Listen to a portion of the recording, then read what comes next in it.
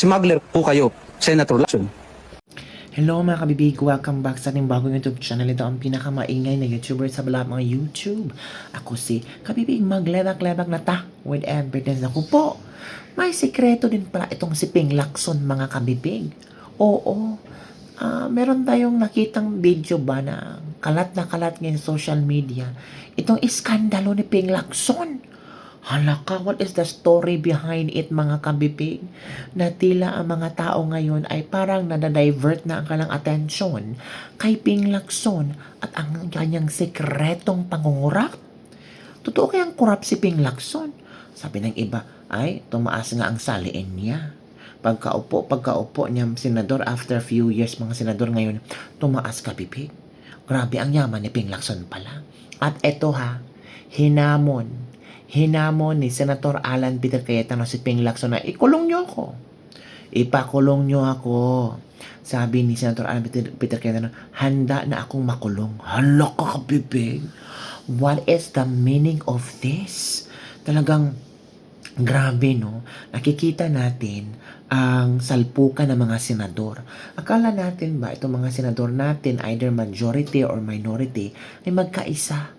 Pero para yatang hindi natin nakikita ang pagkakaisa ng mga senador. Na tila may iba't ibang pinaglalaban. Na tila may gustong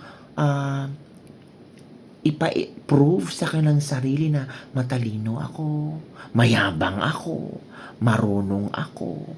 Yung parang hindi magpapaapi. Bakit? Kasi lahat ng galaw ng mga senador ngayon ay binabantay ng mga tao. Pag pangit ang galawan mo bilang senador, ay huwag ka nang mag-expect na mananalo ka sa sunod kung tatakbo ka. Kaya mga senador ngayon, iba't ibang estilo na ang ginagamit. Yung iba pumupunta kay Mama Lenny, si Erwin Tulfo at Leni Robredo daw, ang posibleng magtandem, halak. Pero balik tayo kay Ping Lacson. Ito ang nakita kong video ha. Maghintay tayo sa statement ni Ping Lacson, kung totoo man ito o hindi, and the same time, ang pagsagot ni Senator Alan Peter Cayetano kay Ping Lacson. Inimbitahan kita, Ping Lacson, punta ka dito sa Taguig. Tingnan mo ang flood control projects. Hala ka. Watch this video. Smuggler po kayo, Senator Lacson. Unless sabihin mo sa akin na hindi mo alam ang activity ni Pampilo Lacson Jr. Dahil kung hindi mo alam ang activity ni Pampilo Lacson Jr., wala kang alam sa customs. Anak niyo po siya eh. Kapangalan niyo po siya. Ito pa ang ginawa ni Pampilo Lacson nung July. Okay, Junior. Nung 67 na barko ang pinarating ni Ping Lacson Jr. Bilyon po ang halaga niyan. Ang kanyang capitalization, 20,000. Ngayon, yung sinasabi ni Ping Lacson, na may mga player, tanungin ko to sa iyo, Senator Ping Lacson. Player ka ba? 20,000 lang ang capitalization ng anak mo, si Bongiorno. 67. Within while we are talking, dadalhin sa akin how many billion ang halaga ng inismuggle na ito by undervaluation. I just learned it today. That's 67 shiploads of cements ang pinasok ni Bongiorno during that 1 year. Ito ang kinakatakutan mo, sir. Kasi we are getting close to getting you, to exposing you. We now have evidence. That's why I encourage all of you, go to customs. Hindi to chismis. You can get the documents. You can see there. Magkano ba ang pinopropose niya? Okay, pang-apat. Last year, by the record, na-stop natin. Sa Legazpi, pumunta uli si Bongiorno dyan. Nagbaba ulit ng isa namang barko. So, we have 4 immediately na ebidensya mapakita sa inyo.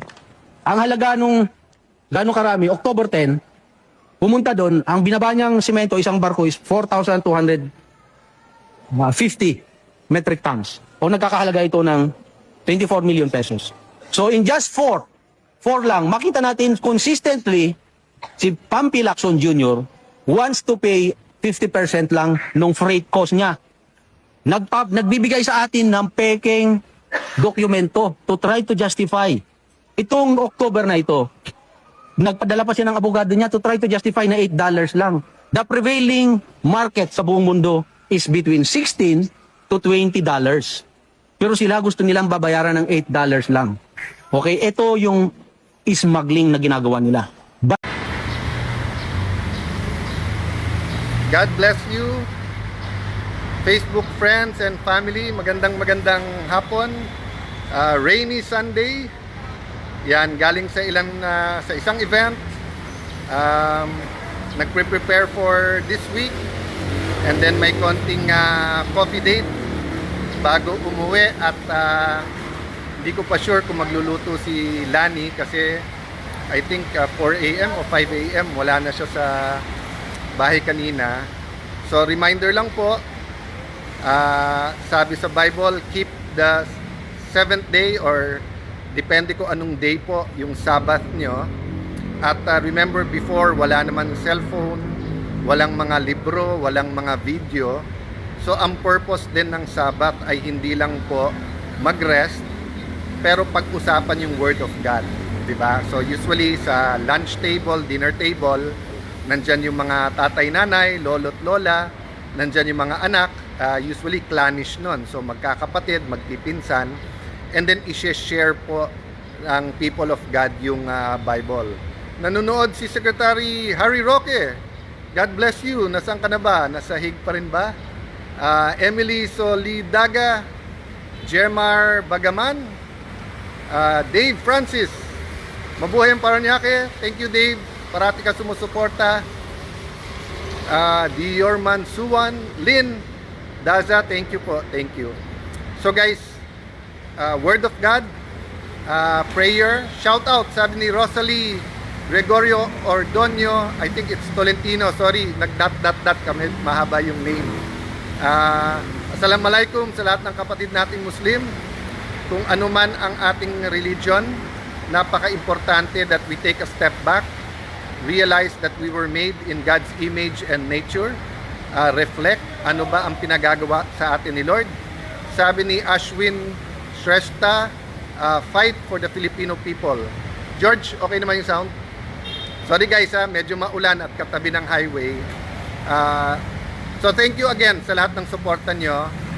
Ang dami nagte-text sa akin at tinatanong kung ano ang motibo o kaya sinasabi sa akin motibo ni Senator Lacson kasi sabi niya I crossed the line, kaya araw-araw ako na lang at exclusive ako ang binabanatan at nililink ako sa basta't nangyari sa Taguig at kahit hindi nangyari sa Taguig, ako na lang may kasalanan. Alam nyo naman since May 11, alam nyo naman yung mga motibo kung whether it's to destroy, distract, may importante tayong ongoing na impeachment na kailangan kulang tayo lahat. May mga investigations, napaka-importante po na mag-focus din tayo sa ating ekonomiya. Napakamahal ng kuryente, mga bilihin tumataas. So I won't point fingers to everyone. I'll just focus on what I can do to help. But yung sinabi niya today na, kasi sabi ko, minsan kasi technical yung mga presentation at saka address sa akin, hindi naman po ako ang secretary ng DPWH, hindi ako regional director, hindi ako engineer. So sabi ko, pumunta na lang siya or kung sino man gustong pumunta para makita, di ba, apples to apples talaga. Ito yung pondo, ito yung project. Ang sagot niya, saka na kasi hindi daw siya nagpa-practice mag-swimming, baka daw malunod siya sa baha. Well, Senator Lacson, hindi ka malulunod sa baha sa Taguig, malulunod ka sa katotohanan. Yan ha, pag panay kasinungalingan, ang nakakalunod yung katotohanan. Awa ng Diyos, yung 30-40 years ago na mga baha na 2 months, 3 months hanggang waist, hanggang dibdib, no? Lumaki ako sa Taguig po na ganyan ang nararanasan, no? But ang flood control projects po sa Taguig were ongoing. Then yung major po ay plinano nung martial law pa, pero na-implemento around 2001 yung road dike. And then panahon po ng Pinoy nagawa yung road dike. And then yung expansion ng road dike na pinipintasan nila ngayon na sinasabing flood control for reclamation, yan po ay during Duterte time. At nung inumpisahan pa nga yan, iba pa yung congressman namin. But the point is, hindi ka malulunod sa baha dito. I mean, barring 10 days of rain or an extraordinary rainfall na may mabara. Kasi kahit pa paano, compared to the other Metro Manila cities, flash flood or certain areas na lang po. But I continue to invite everyone, see the beauty of Taguig. nagpaganda po nito, unang-una ang Panginoon. Pangalawa po, business leaders, community leaders, religious leaders. Of course, Lani played a big role of bringing everyone together. Moral uprightness, moral recovery program, tamang values is a big part of it. And alam to ni Senator Lacson, maraming side stories. So, ayoko pong madamay-damay. Medyo tumatahimik sa Senado, medyo we're getting buckle down to work. Maraming dapat i-focus, pero yun nga, isa lang ang gusto niya i-focus. Wala naman po tayong magagawa doon. Kung hindi, as he does his worst, we will do our best. As he spreads lies, we will spread truth. Having said that, panahon na ilahat. After the SONA, anong kasunod doon? Mga solusyon, di ba? Kasi when you say state of the nation, para ka pumunta ng doktor. Sabi ng doktor, may sipon, may lagnat, payat, baka may malnourished. So, pumunta ka sa doktor, una, para malaman kung anong sakit, pero pangalawa, anong gamot, di ba? So, kung everyday, ang sasabihin lang natin, sakit, hindi makakatulong yon.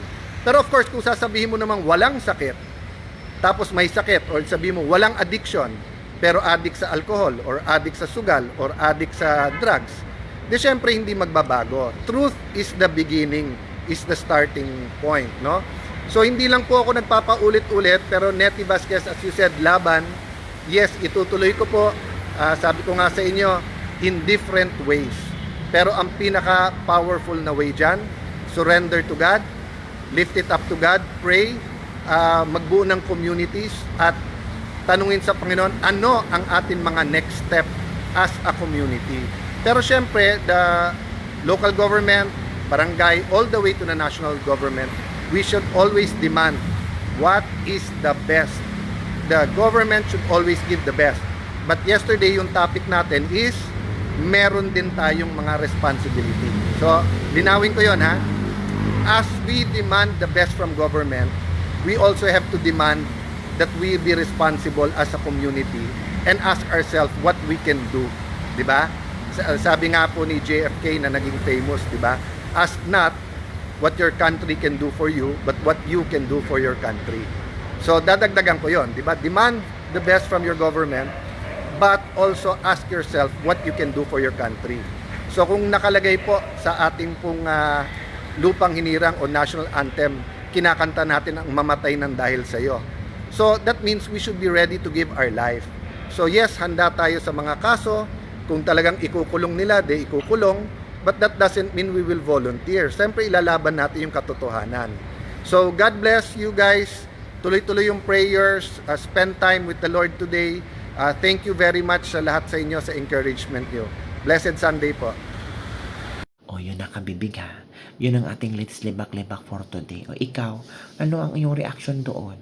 May niwala kayo sa mga iskandalo ni Ping Lacson sa kung ano ang mga merong sikreto. I think lahat ng mga politiko may mga sikreto at baho naman yan eh. Oo.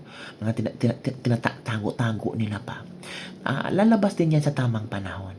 At may karma din yan. Diba? Pero grabe no. Ay, ang daming pera na sayang sa Pilipinas.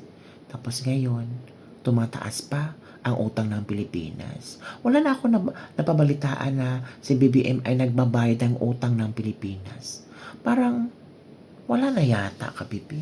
Wala nga tayong alam ng mga legasiyang proyekto ni BBM. Yung e-vehicle o e-base sa Davao, isinalin ni BBM sa kanyang SONA. Inangkin niya ang proyekto ni Nabaste. O, diba? Kapibig, ano ang yung reaction dito sa mga chismis, sa mga istorya natin? Don't forget to like, subscribe, and share this video. Bye everyone. See you next time.